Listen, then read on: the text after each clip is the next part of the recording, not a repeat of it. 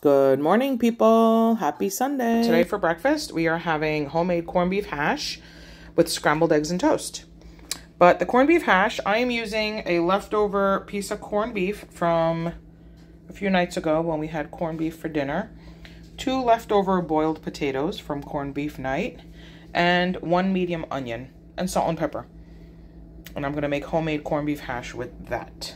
To get started, I am going to chop my onion super small. I want this very, very fine. And to help me do that, I'm going to use this chopper. And I put the finest little template that it came with. It comes with all different inserts, this thing. But this is the smallest one as far as the chop size. So I'm going to use that. And what I'm going to do is slice this like this, and it doesn't matter if it comes apart because at the end of the day you're chopping this super small in the chopper, but I want to make it as small as possible, just like that.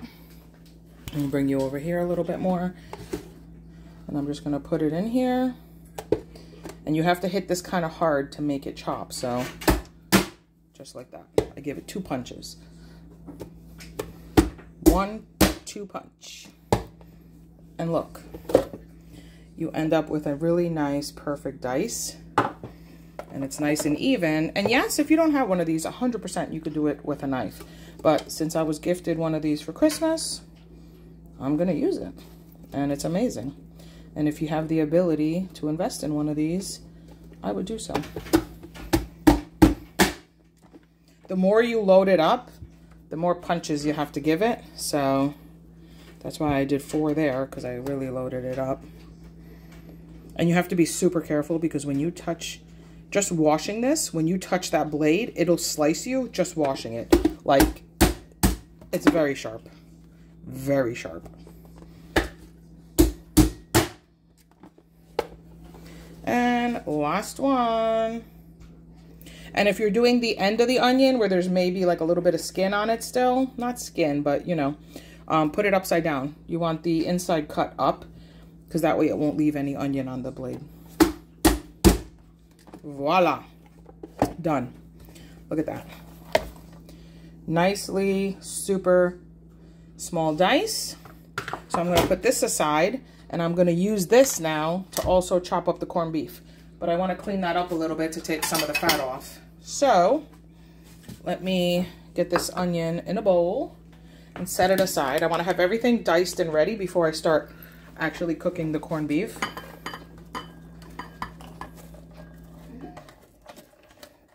And the chopper works best on corned beef if you're using leftover corned beef that's been in the fridge, because it's a little bit more firm that way. Voila. The onion's ready.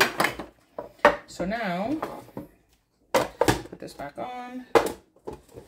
Okay. I'm going to clean this up a little bit, get some of that fat off of there. Just trim off some of this fat. Okay. Just like this.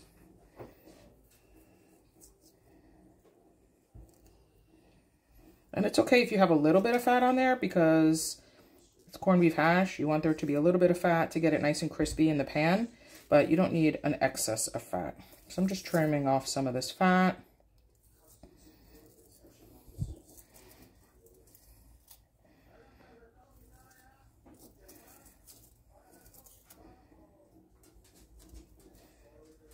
Okay.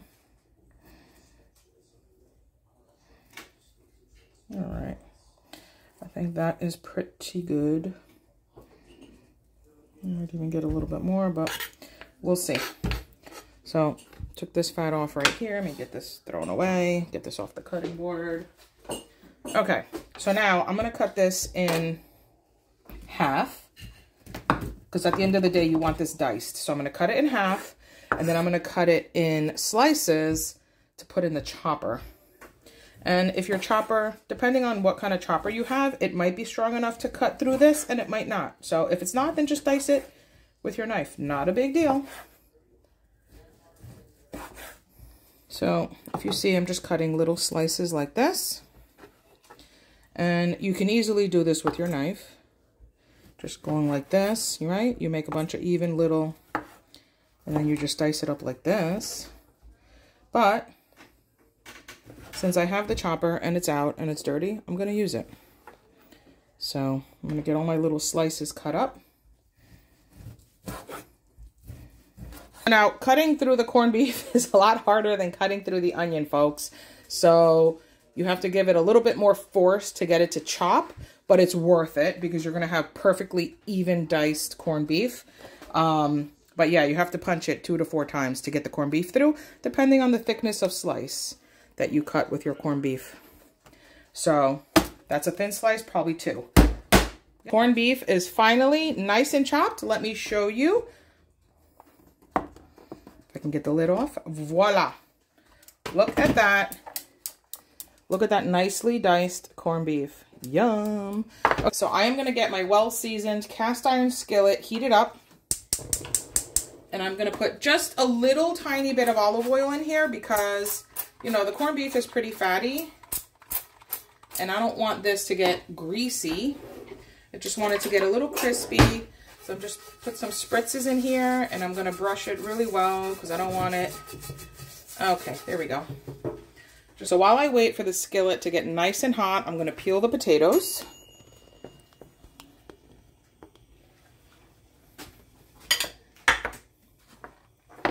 And the potatoes are going to be, I'm going to peel them first. And then I'm going to get, I'm going to slice them up into long slices so I could put them in the chopper. And I'm not going to put these in the pan and cook them with anything else because they'll fall apart and turn to mush. What I'm going to do is dice them. And when everything is done, then I will throw the diced potato in there and just give everything a nice mix. And then the nice hot onion and corned beef will heat the little dices of potato because they're at room temperature at this point. So they just need to get warmed up. Because if you put it in there and start tossing it with the corned beef and the onion, they're gonna fall apart, literally. It'll turn to mush and it'll stick to the cast iron skillet and you'll have not delicious corned beef. And you want yummy corned beef with little pieces of little tiny diced potato.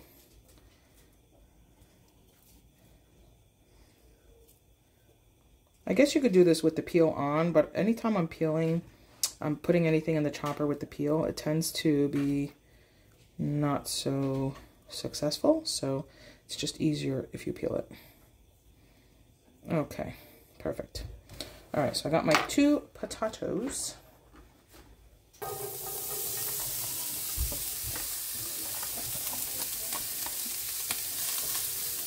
Just like that. And you're gonna let this cook, get crispy. You want the corned beef hash to be crispy. And now, and if you're used to eating corned beef hash out of a can, we've had that a few times and it's good, but nothing's better than homemade corned beef hash. And we haven't had leftover corned beef in a couple years. So this is the first time that I'm actually getting to make homemade corned beef hash in a few years. So I'm glad we had some leftovers this year. Corned beef hangs out and gets crispy. You don't want to stir it too much because you want the crispiness to happen. Then stir, let the crispiness happen. So I'm going to let that hang out. I have it on a medium low. And while we wait for that, I'm going to come over here and dice up the potatoes. Okay. All right, so I have my boiled potatoes and I'm just cutting them in these long, thin slices. Just like this, because you're going to put this in the mandolin and it's going to make a nice, perfect dice.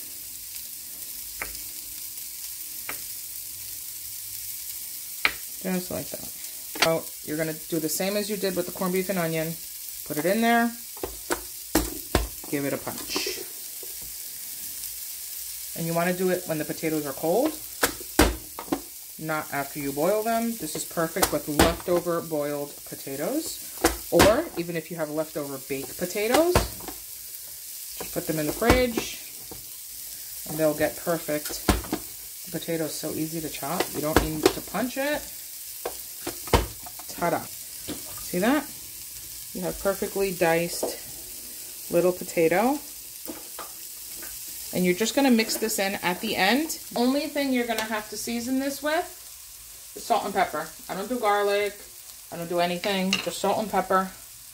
You already have the flavor from the onion, so you just want to taste the corned beef. You don't want garlic interfering with the yummy corned beef taste. I'm just going to give it some salt, just like this. And that's it. Let's give this a mix and check it out. Oh yeah, see that? Let me see if I could show you with a close-up.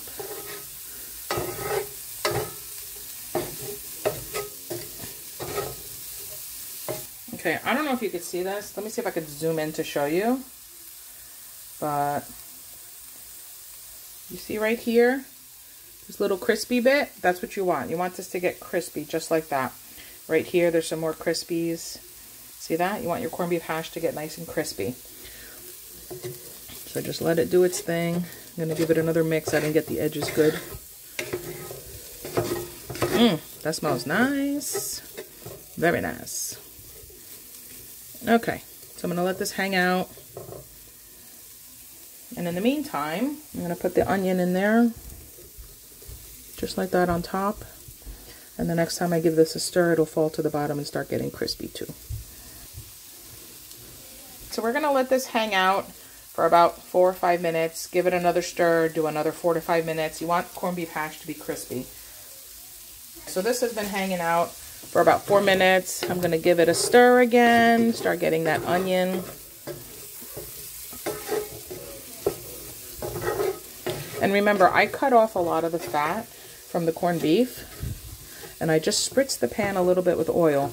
But if you see that it's too dry, this is still okay. But if you see that it's too dry and it starts burning, then just put a little tiny bit of olive oil and give it a mix. That's all. But you don't want this greasy. So I'm going to let this sit another few minutes, 4 minutes, and we'll be back. Okay, give it another stir. Just give it a stir every 3 to 4 minutes. Okay, and I'm going to season this with some black pepper. This is fresh cracked black pepper.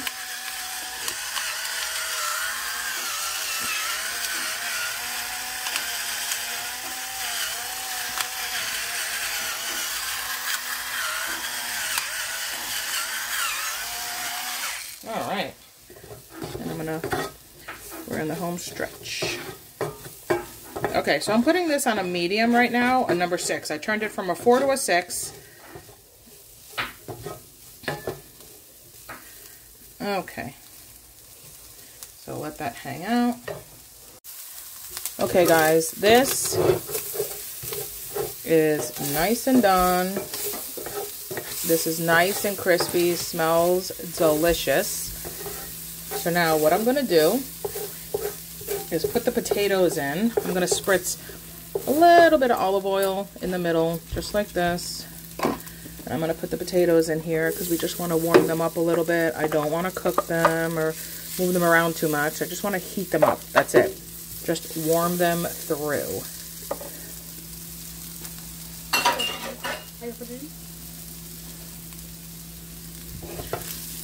Okay. So just give it a light toss. Again, you don't want to break the potatoes up. You just want to heat them through and get them nicely incorporated.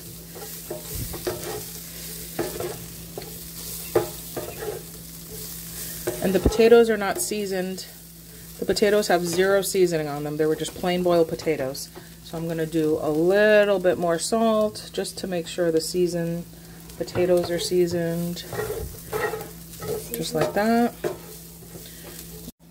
And the only thing I'm going to do is sprinkle some fresh parsley on top. And that, my friends, is how you make homemade corned beef hash. So let me get this served up and show you. It's homemade corned beef hash for breakfast. So let's give this a try. Look at that. You got the little crispy bits of corned beef, a little potato, a little bit of onion. Yum.